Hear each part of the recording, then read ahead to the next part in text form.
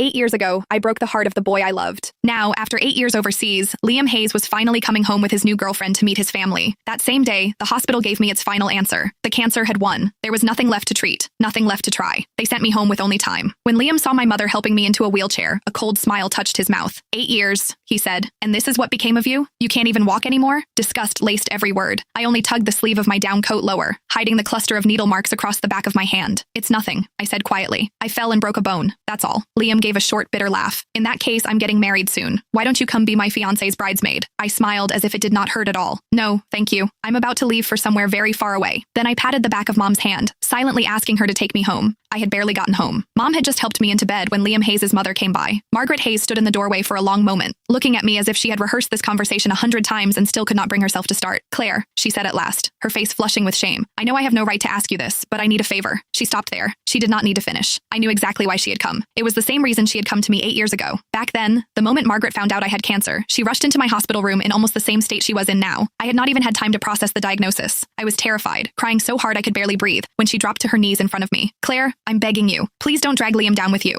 He's just been accepted into a program overseas. If he finds out you have cancer, he'll never agree to leave. You and Liam have known each other your whole lives. You've loved each other for so many years. So please, for my sake, let him go. Break up with him. I've arranged everything. I found a boy to help. All you have to do is pretend to kiss him downstairs. Let Liam see it. Make him believe you betrayed him. Then break up with him. That's all. Because of those words, the first thing I did after being diagnosed was not schedule more tests or begin treatment. Instead, I put on the coldest face I could manage, pretended to cheat, forced Liam to hate me, and drove him out of the country without mercy. Sure enough, a second later, Margaret looked at me with guilt in her eyes. Claire, please don't blame me. I had no choice. Liam's girlfriend now was his classmate overseas throughout graduate school and his doctoral program. They're perfect for each other. I really don't want to ruin such a good marriage. You know Liam, he adored you when you were kids. If he finds out the truth about what happened back then, I'm afraid, her voice shook. I'm afraid he'll throw everything away again. So could you stay away from him for a while? You don't have much time left anyway, do you? In your condition, you shouldn't be going out, don't you think? The moment Margaret said those words, my mother grabbed a pack of adult diapers from beside the bed and slammed it down so hard the mattress shook. Seeing that she was about to lose her temper, I quickly tugged at her sleeve and softened my voice. Mom, please. It took several seconds before she managed to hold herself back. Only then did I look back at Margaret. I can promise I won't tell Liam what happened 8 years ago, I said calmly, but I can't promise I won't see him. No, I could not promise that.